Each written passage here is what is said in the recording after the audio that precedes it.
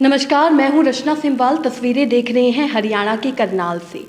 अगर अपने देश की बात की जाए या विश्व भर की बात की जाए तो कोरोना बीमारी से, कोरोना महामारी से पूरा विश्व जूझ रहा है। इसके अलावा भी कई ऐसी बीमारियां हैं जिसके बारे में बातचीत करना बहुत ज़्यादा ज़रूरी हो जाता है और वैज्ञानिक भी परेशान होंगे, या अगर आम जनता की बात की जाए तो वो भी काफ़ी ज़्यादा परेशान है इन बीमारियों से, चाहे वो शुगर हो गया, चाहे कैंसर हो गया।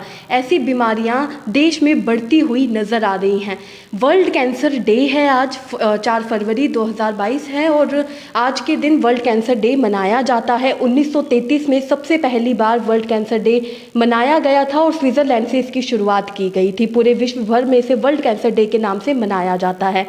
कैंसर की अगर बात की जाए तो लोग काफ़ी ज़्यादा डर जाते हैं कैंसर का नाम सुनकर। आज हम डॉक्टर योगेश छाबड़ा के पास आए हैं, उनसे बातचीत करेंगे कैंसर को लेकर कि क्या कुछ सिम्टम्स रहते हैं, कैसे इससे हम बच सकते हैं और क्या कुछ इलाज इसका रहता है। सबसे पहले तो सर आपका वेलकम। नमस्कार।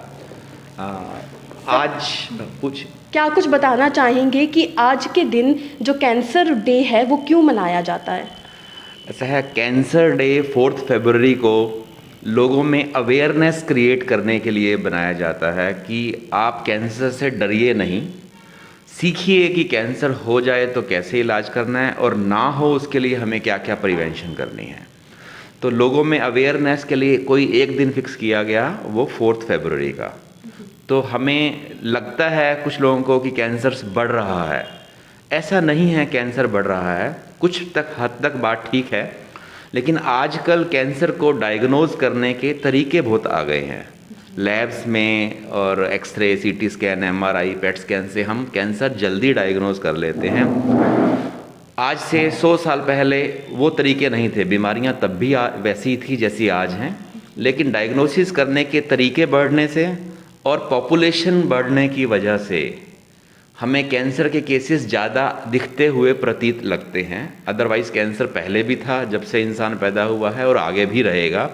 हमें नॉलेज गेन करनी है और उसके इंसिडेंस से को कम करने में हेल्प करनी है। सर, अगर कैंसर के लक्षणों की बात की जाए तो क्या कुछ सिम्टम्स रहते हैं? सबसे पहला सवाल तो यही बनता है। कैंसर के लक्षण हर ऑर्गन के कैंसर्स में अलग अलग होते हैं। माउथ कैंसर के अलग लक्षण हैं, दिमाग के कैंसर के अलग है, पेट के कैंसर के अलग, हड्डी की और ब्लड के अलग अलग हैं। सबसे कॉमन लक्षणों में कोई शरीर में गांठ या रसोली, चाहे वो शरीर के बाहर दिखे, चाहे वो अंदर अल्ट्रासाउंड, सीटी स्कैन, एमआरआई से दिखे, वो पहला लक्षण हो सकता है।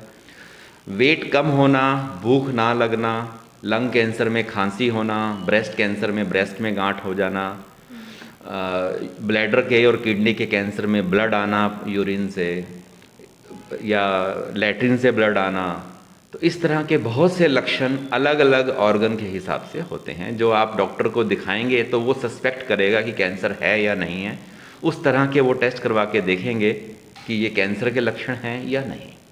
और सर, क्या कुछ टेस्ट रहते हैं, कब करवा लेने चाहिए? क्योंकि कई बार सिम्टम्स पहचानने में जो पेशेंट्स होते हैं वो देरी कर देते हैं, जिस वजह से ये कहा जाता है कि अगर कैंसर लास्ट स्टेज में आ गया तब मुश्किल होता है उसको उससे बचना। बहुत सारे कैंसर्स ऐसे हैं जिनके लक्षण बहुत लेट दिखाई देते हैं। ब्रेन कैंसर, पैंक्रियाज का कैंसर अक्सर लेट ही दिखाई देता है। कुछ लेट डायग्नोज होते हैं, जैसे लंग का कैंसर है, हम सिंपल इन्फेक्शन या टीबी सोचते रह जाते हैं और बाद में पता चलता है वो कैंसर है। लेकिन फिर भी आज की डेट में अगर हम जरा सा भी शक करते हैं तो हमारे पास बहुत से टेस्ट हैं जिनसे पता चल सकता है। अब वो आप पैथोलॉजी के लैब के टेस्ट भी हो सकते हैं, उसमें simple X ray, ultrasound, CT scan, MRI, सब कुछ उसी में आता है, जिससे हमें पता चल सकता है कि बंदे को कैंसर हो रहा है या नहीं।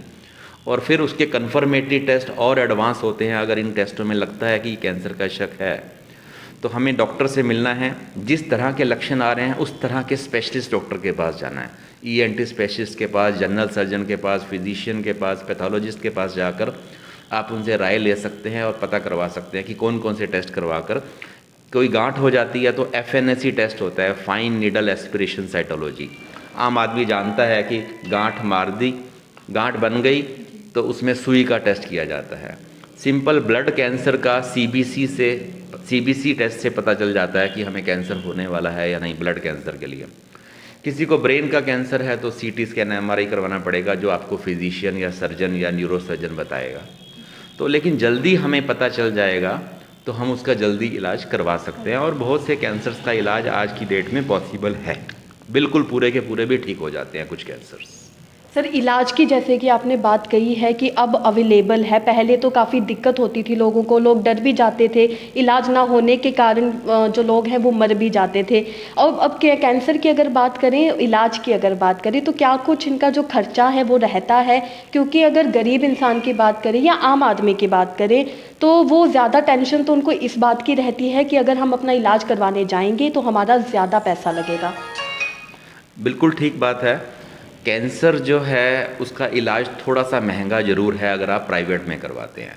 अगर आप गवर्नमेंट सेटअप में जाते हैं तो वहाँ फ्री ऑफ कॉस्ट होगा। इंडिया में 250 से ज़्यादा गवर्नमेंट मेडिकल कॉलेजेस हैं जहाँ मैक्सिमम जगहों पर इसका इलाज किया भी जाता है, और बहुत से कॉरपोरेट हॉस्पिटल्स हैं। अगर अफोर्डेबिलिटी है, अगर आपका इंश्योरेंस है तो आप किसी भी कॉरपोरेट हॉस्पिटल में जाकर फ्री इलाज करवा सकते हैं। प्रधानमंत्री योजना है जो 5 लाख के लिए, बहुत से लोग कवर्ड हैं उसमें। तो इसका इलाज में पैसे ऐसे ही खर्च होते हैं, हज़ारों में नहीं खर्च होते, कुछ लाख में खर्च होते हैं। प्राइवेट में जाएंगे तो कुछ लाख होंगे, गवर्नमेंट सेटअप में बहुत कम, कुछ हज़ार में भी इसका इलाज हो सकता है। और बहुत से कैंसर्स का इलाज सस्ते में भी हो जाता है। आपको देखना है कि आप किस जगह जा रहे हैं, उस पर डिपेंड करता है। लेकिन अच्छी बात यह है कि इलाज अवेलेबल है, क्योंकि पहले नहीं। बिल्कुल इलाज अवेलेबल है, पहले नहीं था। आज की डेट में हिंदुस्तान में, इंडिया में जो इलाज कैंसर का हो रहा है वो वही इलाज है जो पूरी दुनिया में होता है। आप चाहे यूके से करवाएं, यूएसए से करवाएं, या सिंगापुर से करवाएं, या इंडिया से करवाएं, एक अच्छे सेटअप पर इलाज लगभग सेम है। सर, कैंसर की अगर बात करें तो जैसे ही कोई सुनता है कैंसर नाम तो इन लोग डरने लग जाते हैं, आम जनता बहुत ज़्यादा डर जाती है। उनको क्या कुछ कहना चाहेंगे कि डरने की ज़रूरत नहीं है, इलाज करवाने की ज़रूरत है? देखो, prevention is always better than cure. पहले तो हमें कैंसर ना हो उसके लिए कुछ बातें फॉलो करनी हैं। फिर कैंसर का शक आ गया तो हमें अर्ली डायग्नोसिस करना है। जितना जल्दी डायग्नोसिस होगा उतना हमारा कैंसर का आउटकम अच्छा होगा, हमारा रिजल्ट अच्छा आएगा। तो हमें डॉक्टर के संपर्क में रहना है जैसे ही कभी हमें कोई गांठ आए या कुछ ऐसे लक्षण आए, क्योंकि लक्षण कॉमन होते हैं। कई बार सिंपल पेट का दर्द, सिर का दर्द भी कैंसर के लक्षण हो सकते हैं। सिंपल खांसी जो किसी भी सिंपल बीमारी में भी हो सकती है और लंग कैंसर में भी हो सकती है। तो हमें किसी भी लक्षण को इग्नोर नहीं करना है, डॉक्टर को दिखाना है। और कैंसर ना हो उसके लिए हमें जनरल चीज़ें जो सबको पता है, lifestyle modification, single word use करूँगा। लाइफस्टाइल अगर हम अच्छा रखेंगे, अच्छे लाइफस्टाइल में मतलब हमें रेगुलर एक्सरसाइज करनी है, अपनी फूड हैबिट्स अच्छी रखनी है, बैलेंस डाइट लेनी है, फ्रूट्स और वेजिटेबल्स को ज़्यादा जोर देना है, क्योंकि फ्रूट्स एंड वेजिटेबल्स में जो मिनरल्स एंड वाइटामिन्स होते हैं वो एंटी कैंसर्स होते हैं। एंटीऑक्सीडेंट्स यूज़ करने हैं, और हमें रेगुलर एक्सरसाइज करनी है। एक्सरसाइज करने से हमारी इम्यूनिटी बढ़ती है, और यही इम्यूनिटी हमारे कैंसर को बचाने में भी हेल्प करती है। और रूटीन में कुछ हल्के फुल्के टेस्ट जो आपके डॉक्टर लिखते हैं वो करवाने चाहिए, तो हमें उसी में ही पता चल जाता है कि कैंसर हुआ या नहीं। कुछ प्रिवेंशन के लिए 40 की एज के बाद अगर साल में एक बार या 2 साल में एक बार पेट का अल्ट्रासाउंड करवाते हैं तो हमें पेट के कैंसर्स के काफ़ी सारी चीज़ें उसमें ही दिखाई शुरुआत में दे जाती हैं।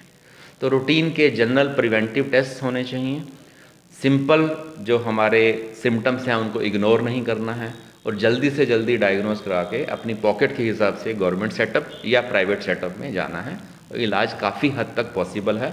कुछ ऐसे कैंसर्स हैं, जैसे मैं एग्जांपल देता हूँ, बच्चों के ल्यूकीमियाज हैं। ल्यूकीमिया मीन्स ब्लड कैंसर, वो बिल्कुल 100% ठीक हो सकते हैं। इलाज नहीं करेंगे तो डेफिनेटली बच्चे की डेथ हो जाएगी। 1, 2, 3, 4, 5, 6, 7, 10 साल तक के बच्चों में जो ल्यूकीमिया होता है, ब्लड कैंसर होता है, वो बिल्कुल 100% ठीक हो सकता है। कुछ तरह के लिम्फोमाज होते हैं, गांठ का ट्यूमर होता है लिम्फ नोड्स का, तो वो लिम्फोमाज बिल्कुल ठीक हो जाते हैं। हमारे यहाँ करनाल में या पूरे इंडिया में बहुत से ऐसे केसेस हैं जिनको कैंसर्स हुए, बड़ी बड़ी सेलिब्रिटीज़ हैं जो बिल्कुल ठीक हो गई। युवराज सिंह क्रिकेटर का नाम सबने सुना है, वो बिल्कुल कैंसर से ठीक होकर वापस अपने घर आकर दोबारा से क्रिकेट खेल रहे हैं, देश का नाम रोशन कर रहे हैं। ऐसे और बहुत से करनाल के हमारे कुछ हमारे ही दोस्त डॉक्टर्स जिनको कैंसर हुआ और वो बिल्कुल 100% ठीक है, वो बस पास्ट की बात होगी कि हमें कभी कैंसर हो, जैसे कोरोना लास्ट ईयर हुआ था, मुझे भी हुआ था, भूल गए हम। हमेशा हिदायतें फॉलो करनी हैं, चाहे वो किसी भी बीमारी से रिलेटेड है, जो गवर्नमेंट की गाइडलाइंस आती हैं उनको फॉलो करना है, जनरल गाइडलाइंस फॉलो करनी है, लाइफस्टाइल मॉडिफिकेशन करना है। इन चीज़ों से हम काफ़ी हद तक कैंसर से बच सकते हैं। Thank you. बाकी एक बात और मैं भूल गया, सबसे अच्छा कैंसर फैलाने वाला एक केमिकल है जिसको बोलते हैं निकोटीन। तो टोबैको में बहुत तरह के निकोटीन के अलावा भी ऐसे कार्सिनोजेंस होते हैं जो कैंसर प्रोड्यूस करते हैं। तो हमें किसी भी तरह के टोबैको प्रोडक्ट से हमेशा दूर रहना है। दुनिया में सबसे ज़्यादा कैंसर पैदा करने वाला एक प्रोडक्ट है, वो है निकोटीन, जो टोबैको से मिलता है। तो हमें टोबैको और अल्कोहल से जितना हो सके दूर रहें, तो हमें काफ़ी सारे कैंसर से प्रिवेंशन हो सकती है। Thank you so much sir.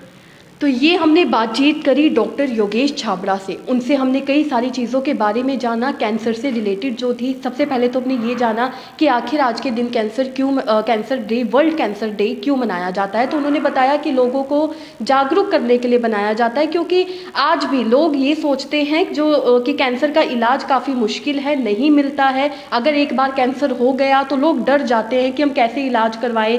कुछ लोग खर्चे की वजह से डर जाते हैं, कुछ लोग ये सोचते हैं कि इसका इलाज है ही नहीं। लेकिन सच बात ये है कि इलाज अब अवेलेबल है। पहले एक वक्त हुआ करता था जब इलाज नहीं होता था। अब ये कहा जाता है कि कैंसर ज़्यादा है। इस बारे में भी जब हमने बातचीत करी तो सर का ये कहना था कि कैंसर की अगर बात करें तो अब ज़्यादा नहीं है, ये पहले से था। लेकिन अब जो बात रिसर्च की बात करी वो ज़्यादा हो गई है। अब डायग्नोसिस हो जाता है, समझ आ जाता है कि आखिर मतलब जो बीमारी है वो कौन सी है। कोरोना भी पहले रिसर्च किया गया कि आखिर लोगों को क्या हो रहा है, उसके बाद पता चला कि अब कोरोना है, कोरोना नाम की एक बीमारी है। और हर चीज़ का इलाज होता है, हर चीज़ को प्रिवेंशन के लिए कई चीज़ें होती हैं, हिदायतें होती हैं। अगर हम उसे फॉलो करें तो उससे बचा जा सकता है। आपको क्या लगता है कमेंट में लिखकर ज़रूर बताइएगा। वीडियो को भी ज़्यादा से ज़्यादा शेयर करना मत भूलिएगा। धन्यवाद।